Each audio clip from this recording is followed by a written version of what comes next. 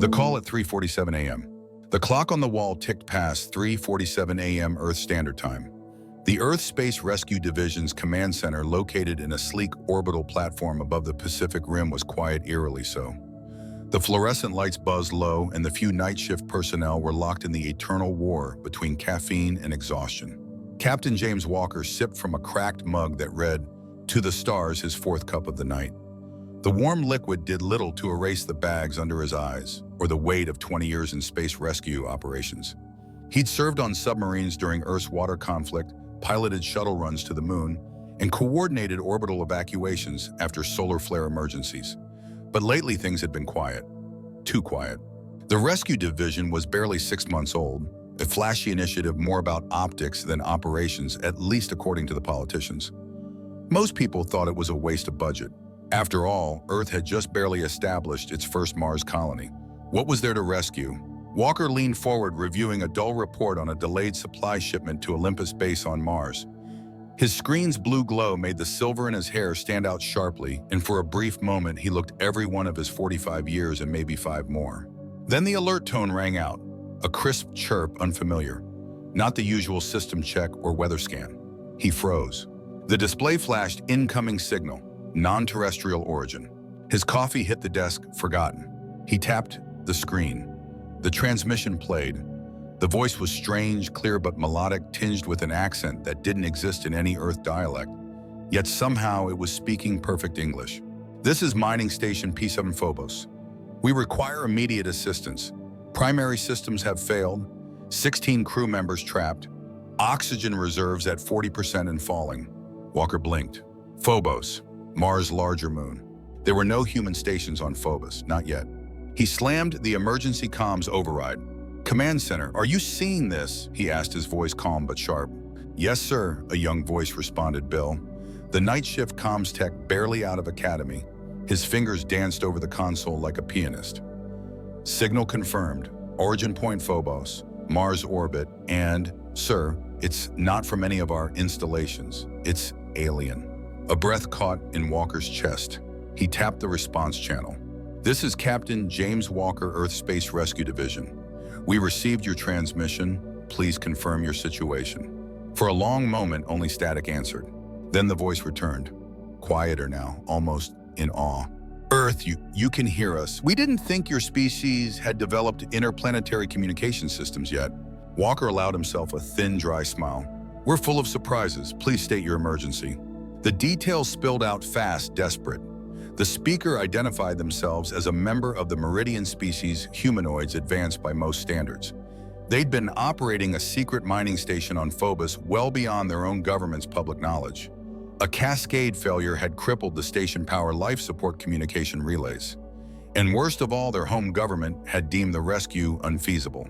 "They've written us off," the voice said bitterly. "The storm approaching Mars makes any rescue suicidal. Our oxygen systems are degrading. We have 3 days, maybe." Walker stood slowly, the weight of their words settling on his shoulders like a lead coat. He turned to look at his team, half-asleep technicians, bored engineers, a medic playing solitaire on a tablet. And yet in their eyes now he saw it. Focus, fire, purpose. This was why they were here. Why this division was created, even if no one had known it at the time. "Send us your station spec and current status," Walker said firmly. "We're coming to get you." The alien voice hesitated. "You... what?" "You heard me," he said. "Get ready, help is coming. But your ships, your tech, the solar storm will destroy any rescue attempt." "Let us worry about that," Walker cut in. "Focus on staying alive." As the connection ended, the room burst into organized chaos. Comms lit up, engineering teams scrambled, emergency protocols activated. Sleep was forgotten. Walker opened a secured channel to the division's chief engineer, Mary Thompson, currently off duty. Her face appeared on screen, hair-messy eyes squinting against the sudden call. "James," she muttered, voice raspy. "It's 3 in the damn morning." "Mary," he said, "remember that experimental heat shield you said would be suicide to test?" Her eyes sharpened immediately. "The one designed for solar observation." "Yeah, why?" "How fast can you get it on the Endurance?" Silence. "Then 12 hours. Maybe, if I pull in every engineer we've got. But James, that shield's never seen live conditions." Well, Walker said, watching his console fill with alien schematics and radiation forecasts, it's about to. She exhaled, already pulling on a uniform. I'll be at the hangar in 10. Walker turned back to the room. Technicians were updating mission protocols. Bill was compiling radiation burst data. Medics were pulling up alien biology studies. No one hesitated. No one asked why. This wasn't about politics. This wasn't about glory. This was about 16 souls abandoned by their own, counting down the hours of their lives with each failing breath. This was the kind of moment that defined not just a mission, but a species. Walker stepped up to the main console, his voice firm, clear, and commanding. All hands, he said, prep the Endurance. We launch the moment she's ready. The stars outside the viewports glittered cold and indifferent. That was about to change, because humanity had just received its first distress call from the galaxy. And the only acceptable answer was yes. They gave up, we didn't. 8 hours after the distress signal, Bay 4 of the Earth Space Rescue Division looked like a hornet's nest torn open. Sparks flew from welders' torches. The sharp scent of scorched insulation and ozone filled the air. Engineers in reflective suits swarmed over the Endurance like silver ants racing against a clock the galaxy had already given up on. Captain James Walker stood at the edge of the hangar, arms folded, unmoving. He didn't need to bark orders, everyone knew what needed to be done. More than that, they understood why. In the control room, the main screen broadcast a live Interstellar press conference from the Meridian government. A tall, silvery figure stood behind a sleek podium, its metallic robes gleaming under alien lighting. The musical cadence of its voice was auto-translated into crisp English. We formally reject Earth's primitive rescue attempt. Their technology is centuries behind ours. To attempt what our most advanced ships cannot achieve is nothing short of suicide. Tom Reed, the Endurance's navigator, clenched his jaw. They're trying to shut us down. Walker's gaze stayed locked on the screen. No, they're trying to avoid embarrassment. If we succeed, they'll have to explain why they didn't even try. The silence that followed wasn't uncertainty, it was conviction. They all saw it now. The Meridians had given up, but humanity hadn't. An alarm chimed from engineering. Mary Thompson, their chief engineer, came through on the comm line, breathless but steady. Captain, she said, her voice slightly distorted by background static. I've been running new calculations based on updated solar storm data. The Meridians lowballed us. The real radiation levels are at least double what they reported. Even with the prototype heat shields, our survival odds sit at maybe 40%. Walker stepped to the auxiliary display, reading the numbers flashing red across the holographic interface. Pressure spikes, heat saturation, ion dispersion at lethal levels. Can we improve those odds, he asked calmly. Mary shook her head. Not without another week of reinforcement. And those people on Phobos, they don't have a week.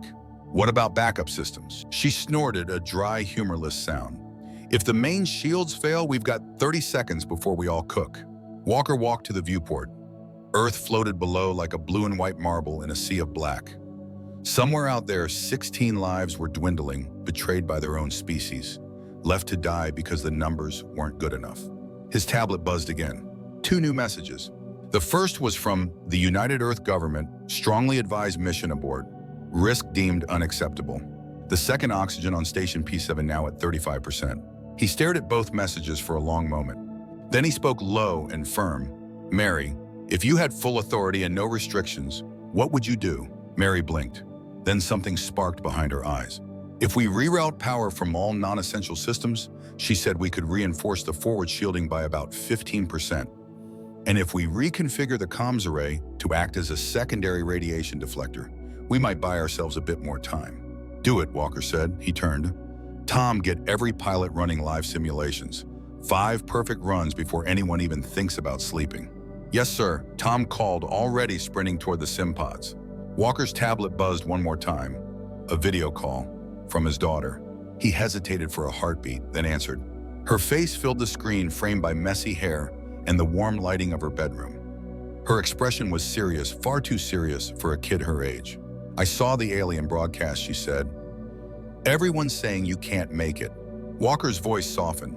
Sweetheart, sometimes the world needs someone to do the impossible.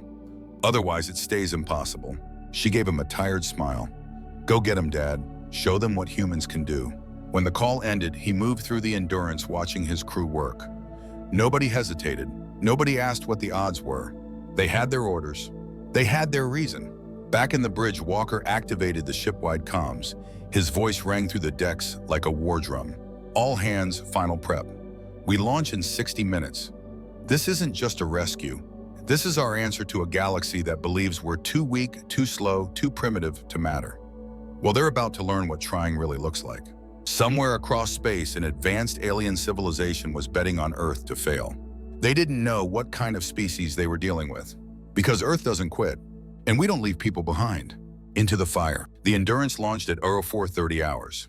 With only a skeleton crew of 12 aboard, it rose from Earth's orbit like a silver bullet, scarred, patched, and powered by raw defiance. The reinforced hull, clad in experimental heat shield panels, shimmered under the orbital lights. They weren't supposed to fly in conditions like this, but supposed to had just left the building. From the cockpit, Tom Reed adjusted his harness and glanced at the incoming solar storm telemetry. The numbers were climbing fast, far above safety parameters. Radiation wave approaching, he announced. Impact in 5 minutes. Captain Walker stood behind him, arms crossed, watching the main screen.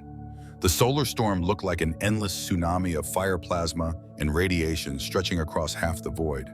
It wasn't just light, it moved, it pulsed, alive and angry. Even through the ship's best filters, it burned the eyes. Engineering status, Walker barked. Mary's voice came through, loud and gritted. Heat shields at max output. Coolant systems are stable barely. But Captain, these readings don't match what the Meridian sent us. This storm's twice as strong. Walker's jaw clenched. On a side monitor, Meridian news feeds buzzed with live updates.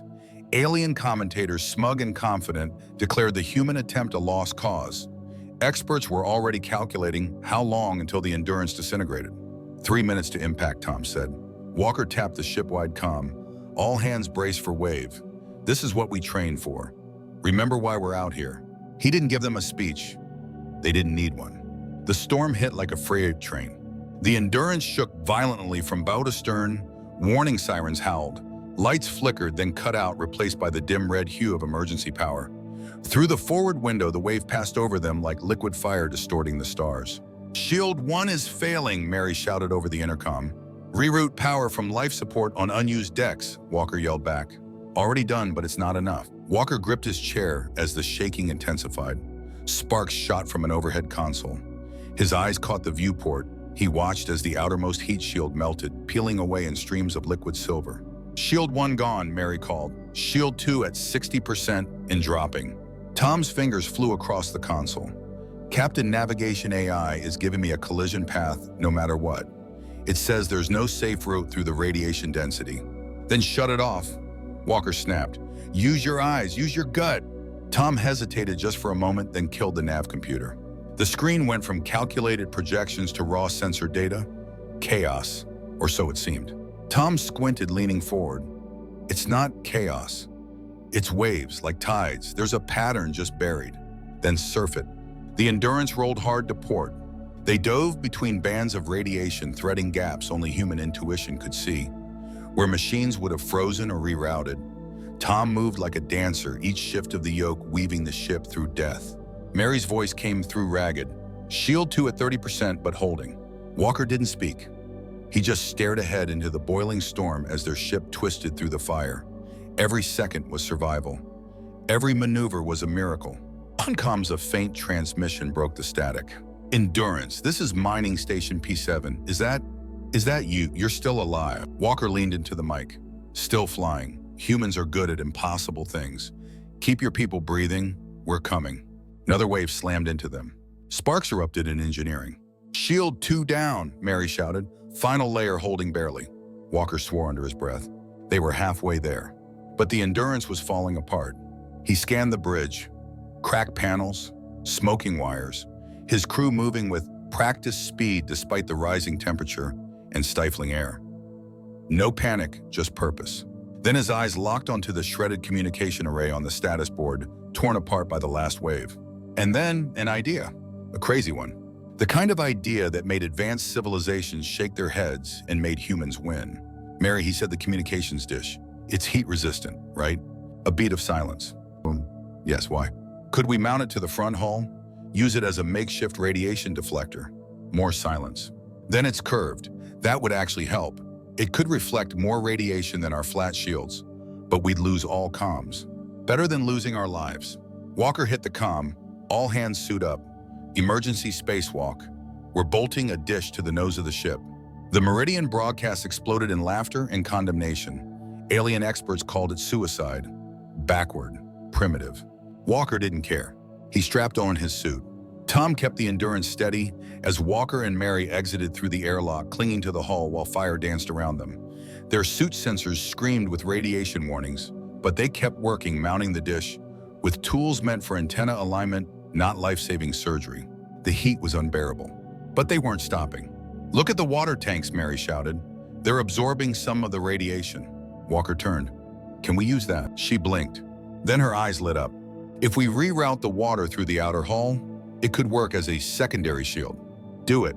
By the time they got back inside, the bridge was transformed. Pipes snaked across the walls. Water circulated like blood, wrapping the ship in a temporary cocoon. The temperature dropped. The screaming alarms calmed. "It's working," someone shouted. On the alien news feeds, the laughter stopped. The experts had no words. Walker stared at the forward screen. Mars loomed large now, its red surface glowing beneath the storm. They were going to make it. Not because they had the best tools, but because they refused to quit. Improvise or die. Inside the Endurance, the air was thick with tension and the smell of ozone. Pipes hissed, panels smoked, and yet the ship held. Barely.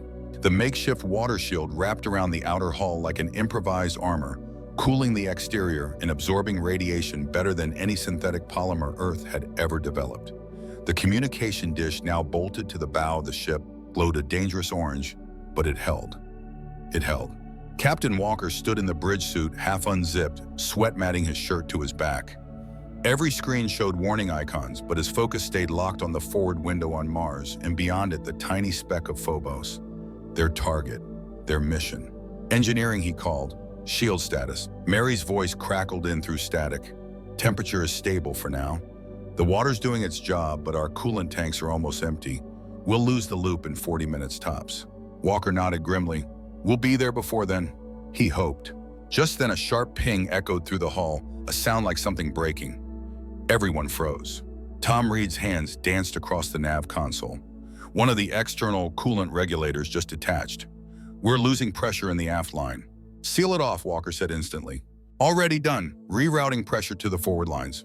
That was how they survived, now not by overpowering the storm, but by outthinking it, by staying one step ahead of collapse. That was humanity's real gift, not strength, not speed, adaptability. "Bridge," Mary called again, her voice urgent. "The water tanks in Section 4 are about to boil off, and unless we find another way to deflect radiation, we're going to lose another layer." Walker's eyes scanned the schematic, his mind raced. Then an idea, so wild it made his heart skip. "What about propulsion?" Mary blinked through the comm. "Say again." "Our maneuvering jets use pressure valves and reserve water, right?" "Yeah, in case of docking emergencies." "What if we flip the logic? Use the water exhaust itself as radiation buffer jets. Short bursts, venting water out of the hull strategically." Silence. Then Mary laughed, loud and real. "That's insane. It might actually work. It's stupid and brilliant and completely untested." "God, I love it." "Rig it," Walker said. "We improvise or we die." Tom turned from the console, a smirk on his face despite the sweat dripping down his temple. "Sir, you're officially a maniac." "Welcome to Earth," Walker said flatly. As Mary and the rest of the crew began rerouting the pressure systems, the Endurance slowly changed again from a ship into a prototype. A flying Frankenstein of Earth's best instincts and worst-case solutions. The Meridian news feeds had gone silent. Not even a whisper from the experts who had predicted humanity's demise. Their confidence was gone, replaced by something new. Confusion, curiosity, fear. On a private channel, another message came in. "Endurance, this is Mining Station P7. Sensors show you're venting water as radiation jets. Is that intentional?" Walker hit transmit. "It is. Adapt and overcome." A pause. "You're mad." "Probably, but we're getting closer." Outside the ship, water hissed into space, instantly freezing, then vaporizing into shimmering clouds that scattered the solar radiation just enough to buy them seconds, precious seconds. "Keep those jets on pulse intervals," Mary called. "If we let them run too long, we lose thrust control." Copy that, Tom replied, adjusting the firing pattern from the bridge. Time passed differently now. Each second felt like an hour. Every meter closer to Phobos was a victory. Then came the next slap. Captain Tom shouted, "Navigation system's gone. The last processing core just fried." Walker didn't miss a beat. Manual control. "Still online." Walker stepped forward. "Then you fly us in, Tom. Old school." "You serious?" Walker turned, locking eyes with him. "Do I look like I'm joking?" Tom cracked his knuckles and muttered, "All right then. By hand it is." He wrapped his fingers around the stick, squinting at the viewport ahead like it was a targeting reticle. Through the flickering light and solar flares, Phobos was now visible, an ugly potato-shaped moon. Pitted, scorched, cracked. And on it, a faint blinking light. The distress beacon from mining station P7. "God," someone whispered on the bridge. They were almost there. Walker activated internal comms again. "All hands prepare for atmospheric interface and final approach. We're going in hot and ugly." From every deck, the response was the same. "Aye, Captain." Mary came back online. "We'll have one shot at this, James. The struts are half melted." "If we miss the pad, then we don't miss," he interrupted. Outside, steam trailed behind them in silver ribbons as their Frankenstein ship bleeding ingenuity into the void. The makeshift comm dish turned shield still glowed red, but it held. The water jets fired impulses, giving them just enough buffer to move. They were flying on instinct and desperation. And it was working. "Landing zone in 90 seconds, Tom said. "Gravity's pulling at us harder. Artificial field is unstable." "Think you can stick it?" Tom grinned. "I don't know, sir. I've never landed a flying scrapyard before. First time for everything." The Endurance crept in like a wounded beast, scraping against the upper edges of Phobos' orbit. The landing pad came into full view, tilted, cracked, barely intact. And yet, there was just enough room. Tom's hands worked the manual controls like an artist, sketching in fire and steel. Tiny puffs of vented water corrected pitch. The main thrusters flared once, twice. The ship touched down. For a full 2 seconds, no one breathed. Then the pad groaned. Metal screeched. The hull shifted. The floor tilted. "Out!" Walker barked. "Rescue teams move." Magnetic boots clanked onto the pad as the rescue team surged out the airlock.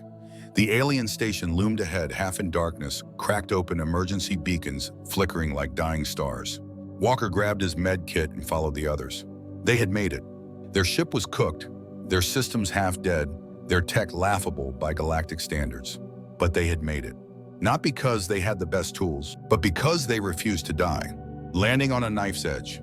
The Endurance groaned beneath their boots, its landing struts trembling on the cracked pad like an exhausted animal clinging to its last breath. The artificial gravity of Phobos was unstable, barely functioning, and every small quake that rattled the mining station felt like the entire moon could snap in half. Captain Walker led the team forward at magnetic boots, anchoring them to the deck with every hard step. The station loomed ahead, half-lit, encased in fractured plating, its main dome patched with hastily rigged emergency barriers. The only light came from flickering strobes, blood-red urgent.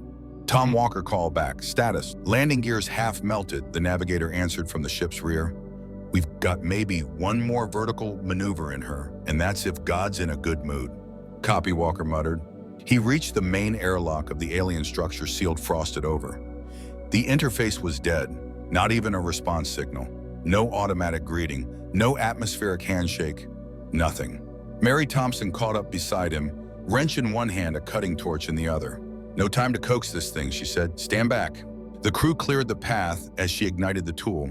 Sparks flew like fireworks, lighting up the metal corridor as the alien steel hissed and bled under Earth's stubborn flame. Thunk!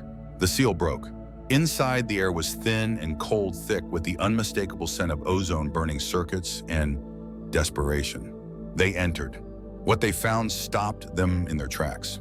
12 figures, tall, silvery-skinned, thin like reeds with elongated limbs and reflective eyes. They huddled together in the last pressurized chamber helmets, frosted over suits patched in layers of emergency sealant. Most were sitting against the wall, their limbs, limp bodies trembling. They weren't just tired, they were dying. One of them looked up, the same voice Walker remembered from the distress call. "You actually came." His voice cracked with disbelief and something else, awe. "We watched you descend, your ship, the things you did." Walker knelt beside him, opening his med pack. "Talk later. We move now. This place is falling apart, and so is my ship." Another quake rumbled through the floor. A sharp groan echoed from the walls above. "We're losing structural integrity," Mary warned. "The gravity generators are destabilizing. Fast." Walker turned to Tom. "Evac route." Tom had already mapped it. "We've got one straight corridor, 50 meters. But," he hesitated. "But what?" Walker snapped. "They're too tall," Tom said. "Our corridors are too tight. Our ship's passenger capacity was already stretched. And with their suits and size, we can't fit them all in one run." Walker didn't even blink. "Then we don't make one run, we make it work." He stood up, voice like steel. "Strip the ship." "What?" "Everything non-essential. Lockers, panels, private quarters, backup consoles, my cabin. Rip it all out, make room." "But sir." "No but. If we leave even one of them behind, we failed. We don't leave people behind, ever." Mary gave a tight nod. "You heard the man start tearing." The rescue crew moved like a single machine. Back aboard, the Endurance engineers began ripping out anything that wasn't keeping the ship flying. Cabinets, chairs, Walker's desk, one of the medical beds. Someone even tossed out the ship's coffee machine. That one hurt. The Meridians watched through the station's cracked viewport. Their eyes, adapted to low-light conditions, shimmered as they saw the humans gut their own vessel just to make room. One of them, older than the rest, shook his head in disbelief. "Your people. Do not abandon even strangers." Walker, standing at the entrance, didn't respond right away. He was too focused on the math. Weight distribution, oxygen, heat load. Finally, he looked up. "No," he said, "we don't. Our government told us you were primitive, crude, reckless." The Meridian looked around at his companions, now slowly rising, taking cautious steps forward toward the Earth crew. His voice was softer now. "But maybe those are the traits we've forgotten how to value." A deep rumble shook the station. There was no time left. Walker raised his voice.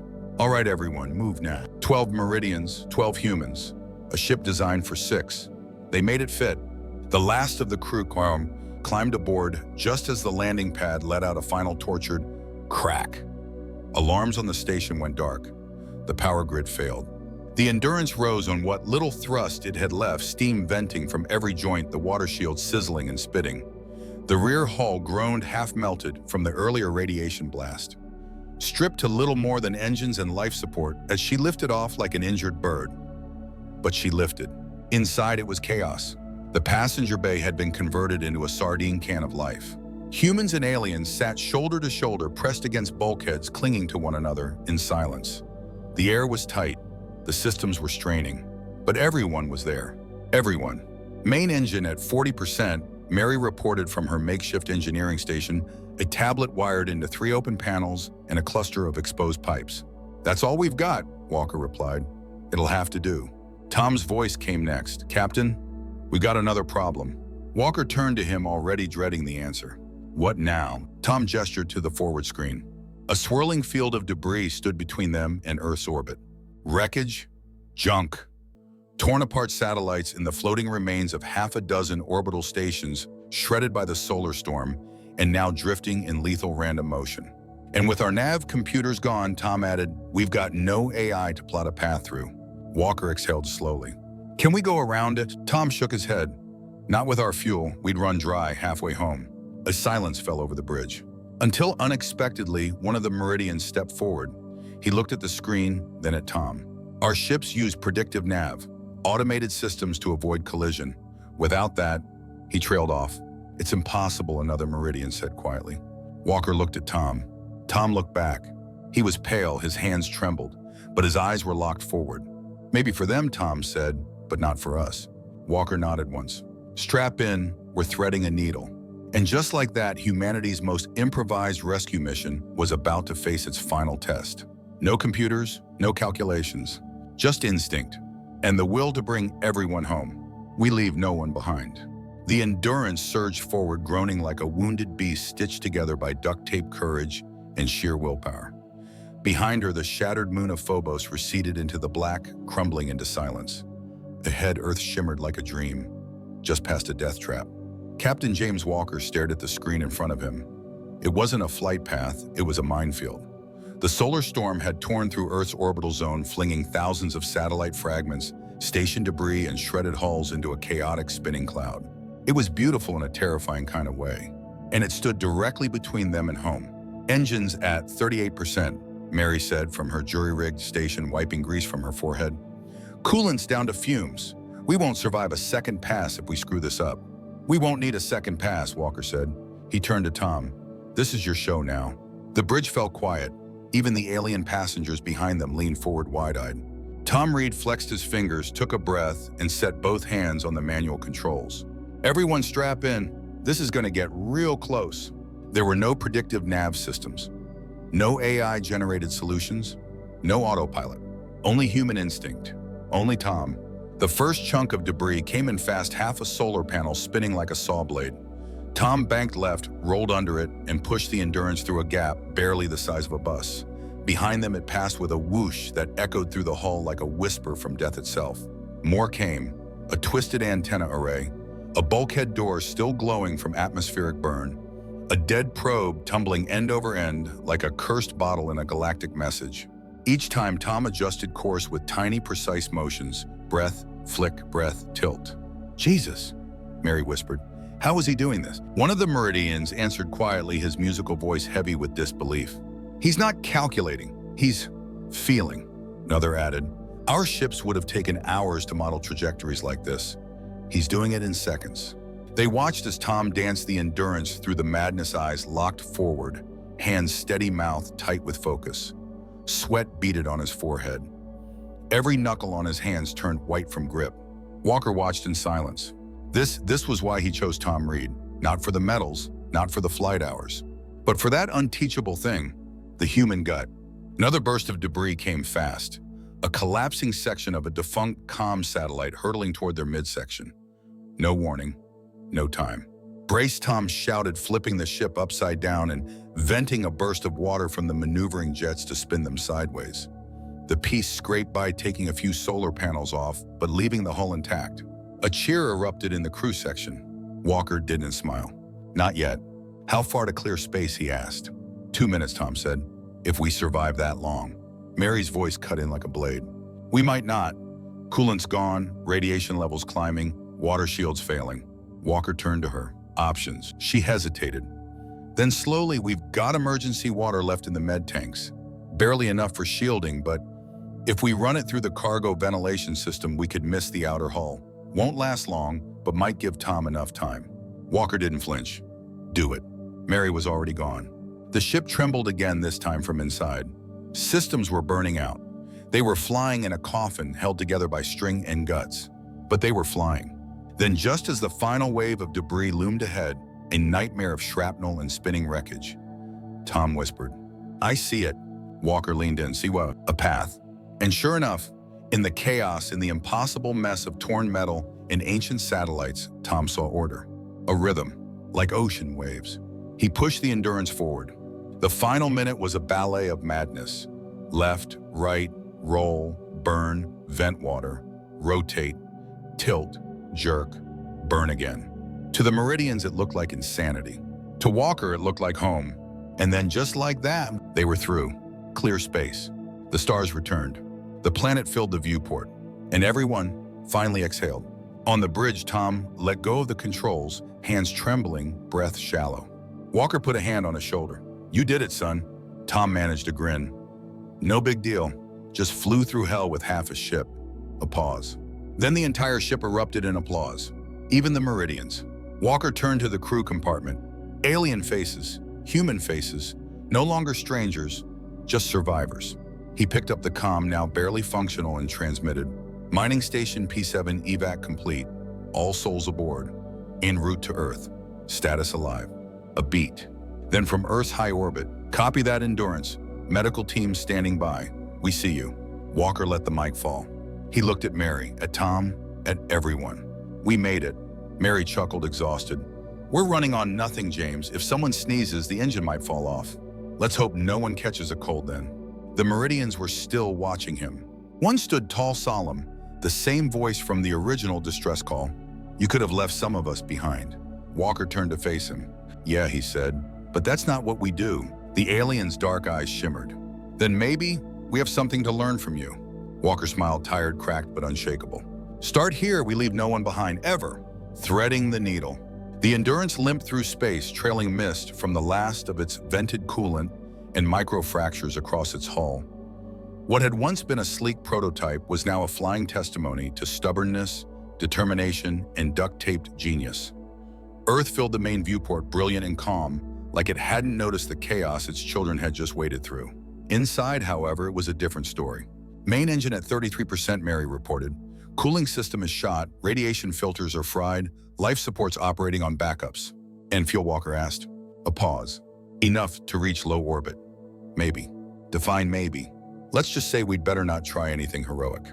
Walker grunted. Heroic was off the menu for now. Medical, he asked over comms. We've stabilized all the 12 meridians, came the reply from below deck. They're weak but responsive, no fatalities. Good, keep them breathing. Tom Reed leaned back in the pilot's seat, shoulders still twitching with stress. His hands were blistered from the manual controls. His neck ached. But in his heart, there was only one feeling. He'd done it. Captain, he said softly, we've got a problem. Walker tilted his head. I thought we already solved all of them. Tom didn't smile. Earth's orbital debris control net is offline. The storm knocked out the signal beacons. We're looking at a blind approach into a crowded re-entry lane. Meaning we've got to thread another needle. Walker closed his eyes for half a second, then opened them. Can we ride atmospheric drag bounce off the upper layer to slow us down before final descent? Tom shook his head. Not with this hull. We'd skip too far and burn up on the second entry. Our only option is a straight-shot manual vectoring. Mary stepped into the bridge, then still wiping coolant off her hands with a rag that might once have been a towel. If we dump the last of our water supplies, she said we can use it to stabilize descent. Basically create a controlled steam buffer during re-entry. Tom raised an eyebrow. We're turning the ship into a damn teapot now. Mary smirked. If it works, I don't care if we fly in upside down wearing party hats. Walker's mouth twitched. Not quite a smile, almost. Prep it, he said. We do this old school, by hand, by grit. The crew got to work. The last of the water reserve's drinking water med tanks dehumidifier runoff was rerouted through auxiliary channels lined along the heat-prone sections of the outer hull. They didn't have a real heat shield anymore, but they had boiling water raw instinct and a planet to come home to. The Meridians watched all of this in silence, eyes wide with something that looked like awe. Your technology, one of them said softly, is archaic, but your will. Walker turned to him. We don't win because of better tech. He gestured to Tom. We win because when there's no solution, we make one. Even with water. Especially with water, Mary added. She handed Tom a data slate with the final descent telemetry. He didn't even look at it.